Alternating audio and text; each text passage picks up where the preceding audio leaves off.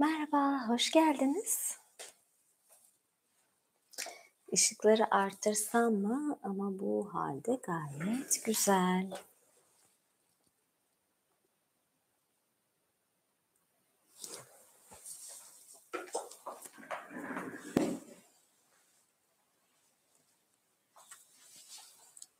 Ay böyle sizlere yan gözle bakıyor gibi oluyorum böyle de.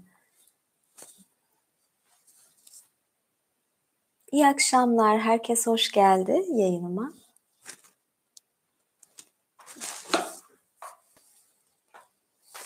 Çok mu yandayım ya? Evet, hoş geldiniz.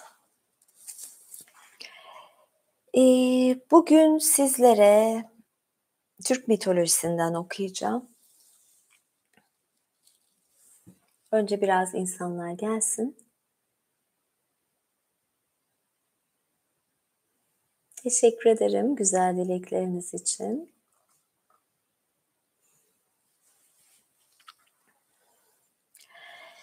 Bugünkü, konum da,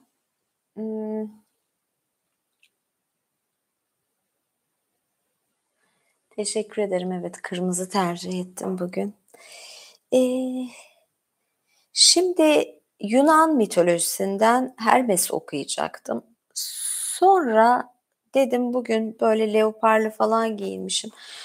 Çok Hermes'e uymaz leopar falan yani. Başka bir tanrıyı okusam olurdu. O yüzden de, şeyi değiştirdim biraz. Ay, yine bu kayıyor ya. Bu sefer ne yaptım? Konumu değiştirdim. Açıkçası şu anda, hani, Türkiye gündeminde bir madde var. Sokak hayvanlarını toplayıp katletmekle ilgili. Uyutmak diyorlar, kibarlaştırmaya çalışıyorlar ama öyle bir şey yok yani. Uyutma demek zaten öldürmek, katletmek demek. Ve ben de, hayvanlarla ilgili bir şey okumak istedim açıkçası. Ve hayvanlarla ilgili de olunca Türk kültüründeki, Türk geleneklerindeki hayvanlar, hayvanlarla ilişki, inanışlarda hayvanlar, bu konuları değineyim dedim. Evet. Türk mitolojisi desek sıralama falan değil. Yani ben mesela şu anda Türk mitolojisinde hayvanlar bir yan konudur. Eee, Buna geçeceğim. Önce bir yudum.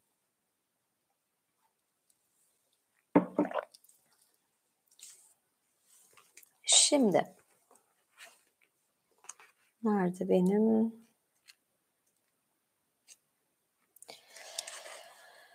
Yoksa, yani, Türk mitolojisinde yaratılış kavramı, gök tanrı inancı, şamanizm, şaman inancı falan bir sürü konu var. Ama ben bugün böyle birazcık daldan şey yaptık böyle bir anda, ben bu konuya geçmek istedim. İnce ayarlar.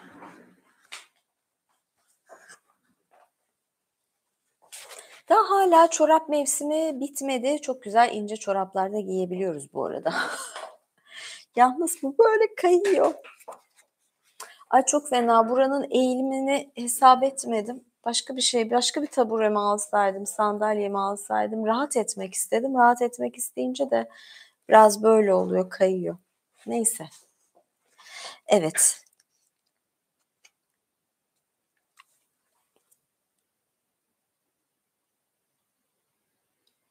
Çocuğunu da köpek şöyle bir şey, saldıran hayvanlar, hani, sokak köpeği çeteleri falan, bu konu mesela var ya.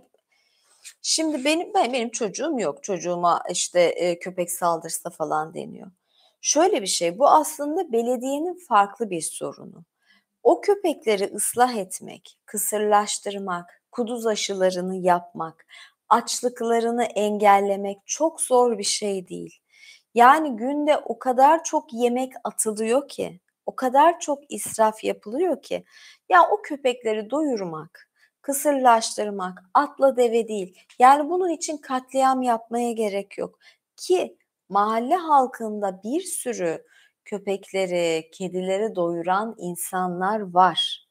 Bu o insanların görevi olmasa da bunu seve seve yapıyorlar.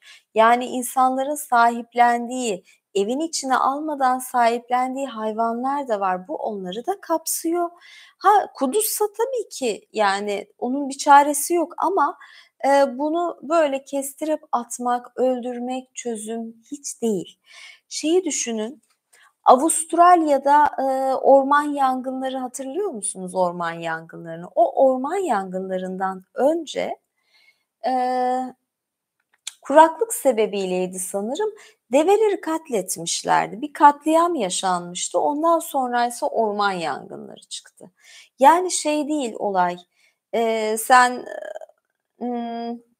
yani, iyi, bu hayvanlar bize fazla, öldürelim gitsin deyince doğa ya da sistem senden farklı tür intikamını alır.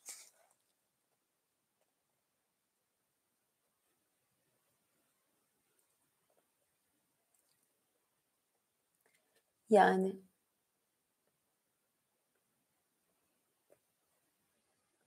evet. Ya, ne kadar çok burada şey düşmanı varmış ama anlamıyorum ya, tamam ama yani dediğim gibi çözüm şey değil kesinlikle. Hayvanları öldürmek değil yani. Alıp böyle topluca. Ay, ben burayı yine bir dakika ya, bir saniye. Okumaya geçmeden önce birazcık.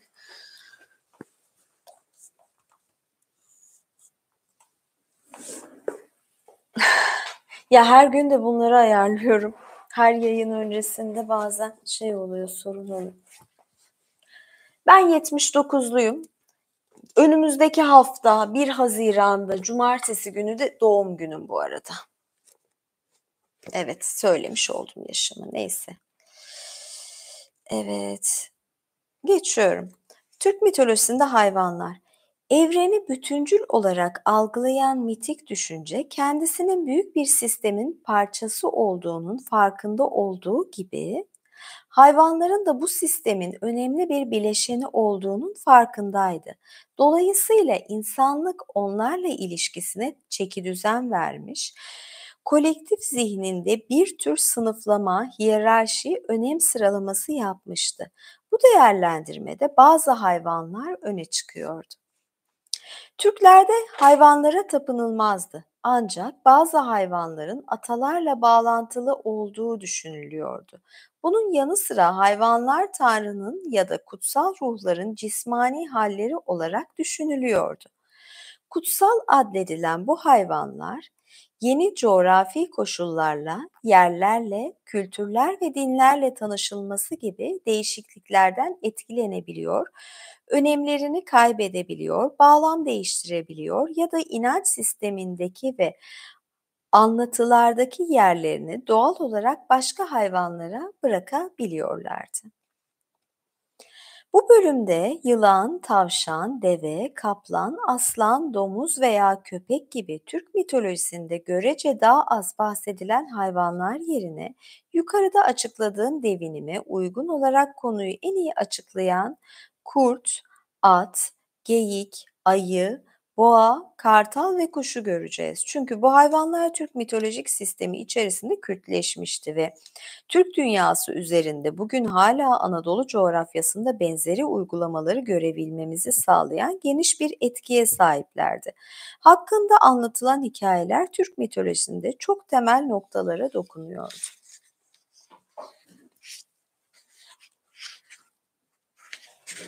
Ay, kayıyorum. Eee, Şimdi kutsal hayvanlar neyi sembolize eder diye bir kısım var. İnsanlar belirli bir hayvanın kutsal olduğuna nasıl karar vermiş olabilir? Ya etraflarında gördükleri hayvanın sahip olduğu bağımsız özellikler ve insanların hayatlarını etkileme dereceleri inanç sistemlerinde onlara zorunlu ve doğal bir yer açtı ya da inanç sistemlerindeki soyut bir kavramı etraflarında en uygun olacağını düşündükleri somut bir varlığa, yani bir hayvana yansıttılar. Tabii her iki durumda da en çok gördükleri, hayatlarına en çok dahil olan, Onlara en çok yardım eden ya da tam tersine işleri zorlaştıran hayvanlar öncelik kazandı. Bazılarının kutsal bir yardımcı, bazılarının tanrılara layık kurban, bazılarının koruyucu, bazılarının ise ata olabileceğini düşündüler. Böylece seçtikleri hayvanın oraya nasıl geldiği, nasıl yararları olduğu, onları neyden kurtardığı, kendilerine nasıl yardım ettiği ve tanrılarla nasıl bir iletişimi olduğuna dair kutsal açıklamalar yapmaya başlandı. Bu hayvanların etrafında hikayelerle birlikte davranışlar, eylemler de gelişti ve bazı hayvanlar kült haline geldi.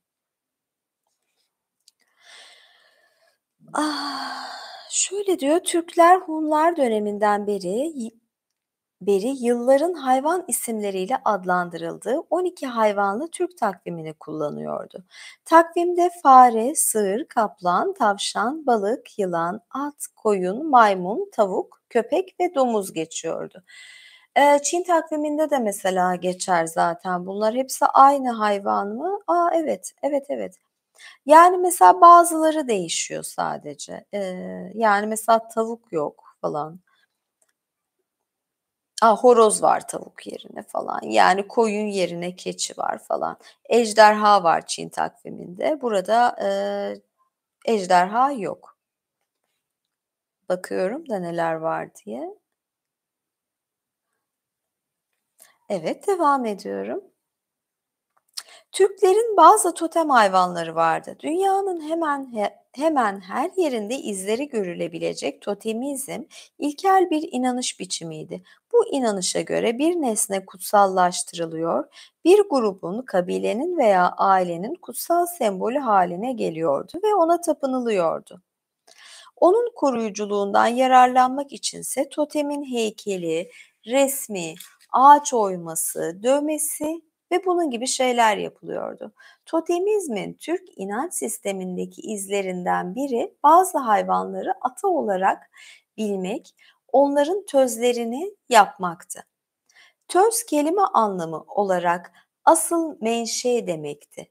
Eski Türk inancı mensupları ağaç, deri, keçe, bez parçaları gibi çeşitli materyallerden atalarının ve soylarını dayandıkları hayvanın şeklini yaparak evlerinin bir köşesinde bulunduruyordu.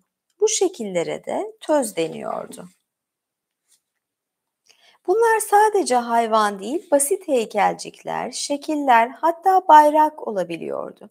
Fakat genellikle hayvan şeklindeydi. Bu hayvanlar belirli bir ailenin, grubun, oymağın, boyun, halkın tözüydü. Şimdi neyi hatırlattı size? Hani şeyi bilirsiniz, Game of Thrones dizisinde her ailenin belli bir arması vardı hatırlarsanız. Ve aslında bu çok eskilere dayanan ve birçok kültürde olan bir durum. Sadece düşünüyorum, Game of Thrones dışında, yani kurmaca bir eser dışında tarihte de zaten Roma'nın mesela sembolü kartaldı. Ayrıca Roma'nın sembolü kartal ama Amerika Birleşik Devletleri'ni düşünün, Amerikan kartalı derler. Amerika'nın da bir sembolü kartal. İmparatorluklar kartalı oldukça seviyor. Hatta Hint mitolojisine falan bakarsanız da, kartal zaten önemliydi. Garuda'dan size zaten şey yapıyordum, okuma yapmıştım. Evet, devam ediyorum.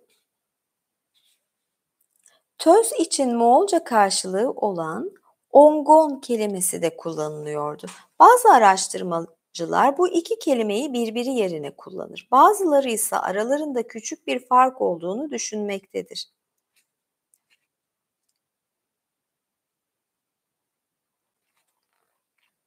İkisinin farklı olduğunu düşünen araştırmacılara göre ongonlar dini bir totemden çok sembolik düzeyde kalan, boyları temsil eden hayvanlardı. Ongon hayvanı daha sonra her boya özel bir işaret anlamına gelen tamga ya da damga haline gelecekti. Bu tamgayla boylar hayvanlarını, mallarını damgalayıp mezarlarında ve bayraklarda kullanacaklardı. Bayraklarını kullanıyorlar, evet, bayraklarında. Örneğin oğuzların 24 boyunun her birinin kuş sembolleri vardı. Birbirinden farklı farklı da tamgaları bulunuyordu. Kişiler ve gruplar atalarının gücünü hissetmek için tözler yaparken, şamanlar da kıyafetlerinde çeşitli kuşların tüyleri, kurt, ayı ve geyik gibi hayvanlardan birer parça bulundurarak aynı amaca ulaşıyordu. Bu yüzden şaman kıyafetleri bazen geyiği, bazen ayıyı, bazense kuşları andırırdı. Kıyafetin üzerinde tüyler, kemikler, boynuzlar, pençeler, maskeler ve bunun gibi şeyler takılırdı. Şamanlar üzerinde parçalarını taşıdıkları hayvanın çıkardığı seslere benzer sesler çıkarırlardı. Ben ışığı birazcık arttırmak istiyorum. Ben de bugün böyle leopar giydim.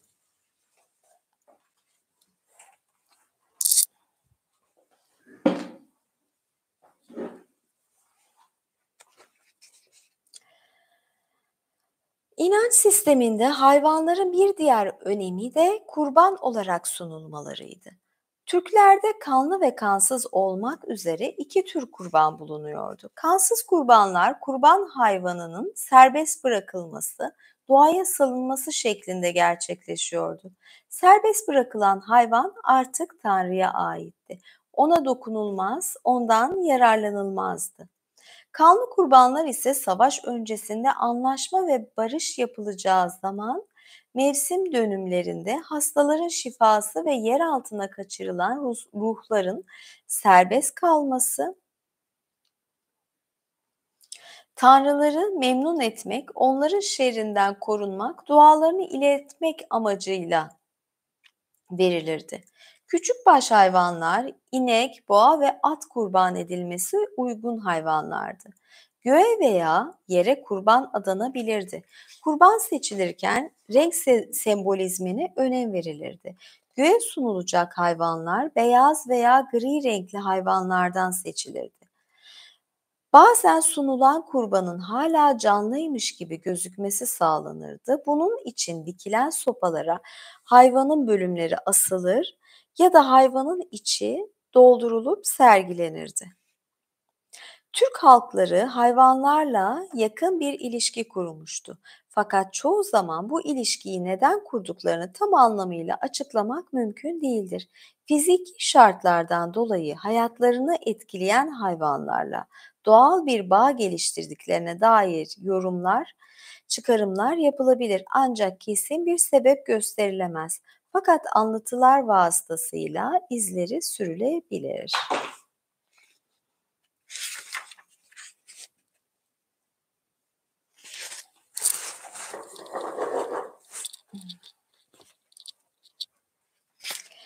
Şöyle bir şey, kurtla ilgili bir bölüm var. Bunu okusam mı diyorum size ama belki birazcık Tamga'da gösterebilirim. Bir kitap daha vardı elimde. Ona da bakacağım ama hayvanlara giriş yaparken özel bir kısım var mıydı bilmiyorum. Hayvanları tek tek incelemiş.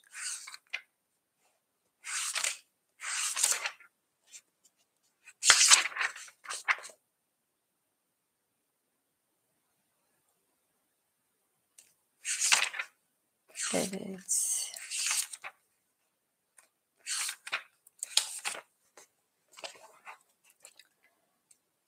Şöyle bir bakacağım da eğer bulursam ilk köpeği bulmak istiyorum.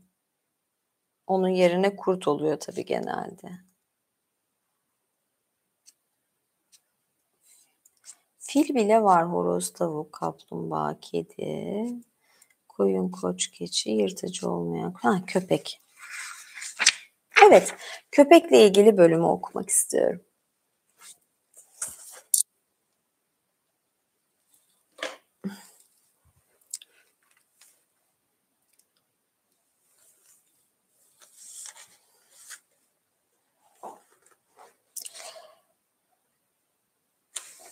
Ayakkabı neyse ben daldım arada kendime dalıyorum ya.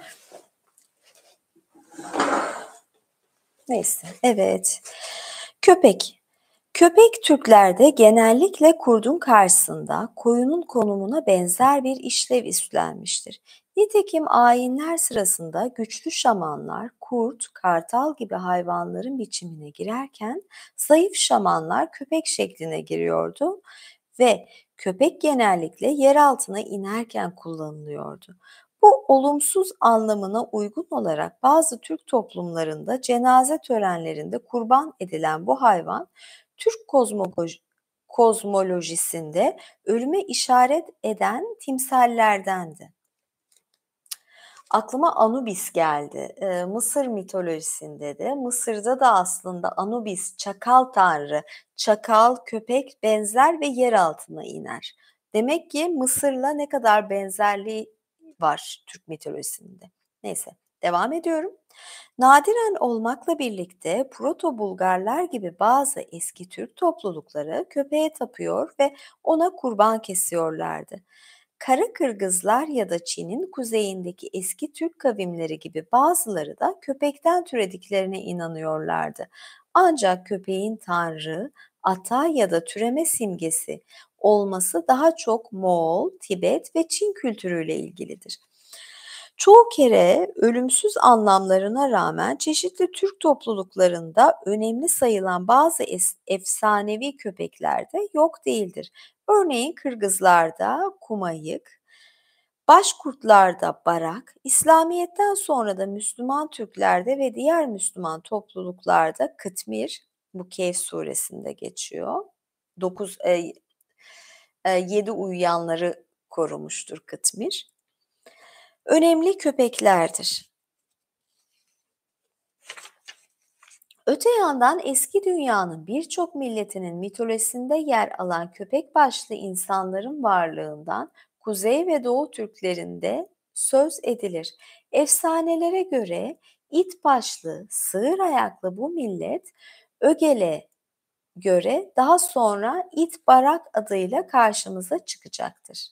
Köpek Budizm'de tenasuh inancına göre günahkar insanların üçüncü kez doğduklarında büründükleri hayvan suretlerinden birisidir. O aynı zamanda Buda'nın suretine büründüğü hayvanlardandı. Hint mitolojisinde ise ölüler diyarının muhafız hayvanı ve talihsizlik simgesidir. İslamiyet'ten sonra köpeğin ava verilen önem ve avın soylular arasında itibar gören bir spor olması nedeniyle önemi daha da arttı. Ancak avcı hayvan olarak çeşitli cins köpeklerin önem kazanmasıyla birlikte onunla ilgili olan olumsuz anlamlar da devam etmiştir. Av köpeği dostluk ve sadakatin simgesidir, timsalidir. O ayrıca sabrın ve tevekkülün de bir amblemi olmuştur. Şöyle Türklerin kozmik sembolleri böyle bir kitap da var. Şimdi ona bakayım isterseniz. Ya leoparla ilgili ne kadar okuma yapayım? Bir kere yapmıştım. Leopar çeşitli şeylerim de çok da ben bugün birazcık köpeği incelemek istedim açıkçası.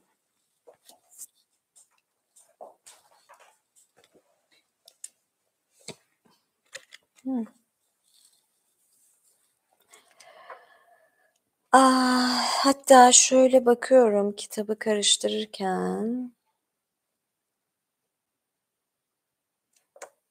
Bu tamgalar dedim ya damga gibi. Yani şöyle size nasıl göstersem birkaç şey göstermek istiyorum. Mesela.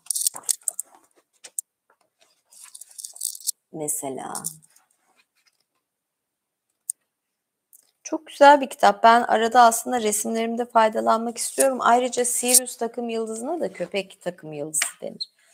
Böyle şeyler var. Çok fazla var.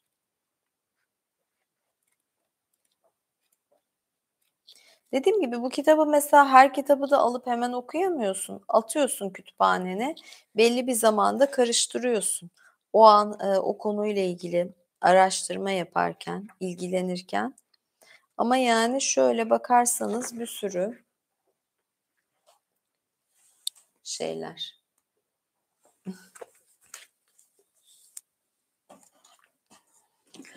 Bugünlük yayınım bu kadardı. Bir masaldan ziyade, okuma ve bilgilendirme yazısı, yapmış oldum. Bilgilendirme yazıları okumuş oldum. Bir dahaki yayın belki bant yayını olabilir ya da yine canlı karşınıza çıkarım.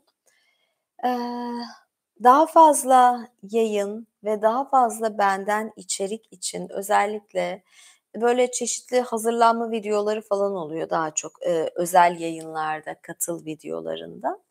Kanalıma abone olabilirsiniz. Bundan önce paylaştığım bir video var, onu izleyin. Ne gibi içerikler var, katıl yayınlarımda? Bunlara da birazcık şahit olmuş olursunuz. Çeşitli dediğim gibi videolar hazırlıyorum. Bugünlük bu kadardı. Görüşmek üzere. Ayrıca yurt dışından katıla üye olmak isteyip de olamayan kişiler de Patreon sayfama üye olabilirler. Görüşmek üzere. İyi geceler, iyi hafta sonları diliyorum.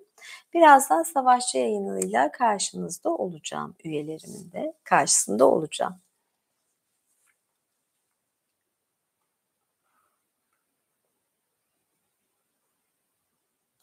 Ha, köpeğe tapınılması. Ya ben tabii ki bir şeye tapınılmasını yanlış buluyorum. Ya tabii insanların tercihleri vardır. Çeşitli şeylere tapınabilirler. Yani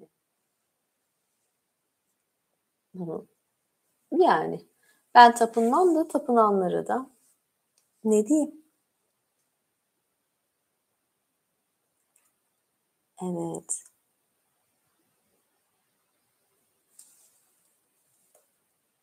Neyse.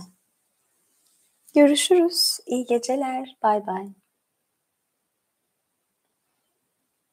Evet, birazdan savaşçılara yayında karşılarında olacağım. Görüşürüz. Bay bay.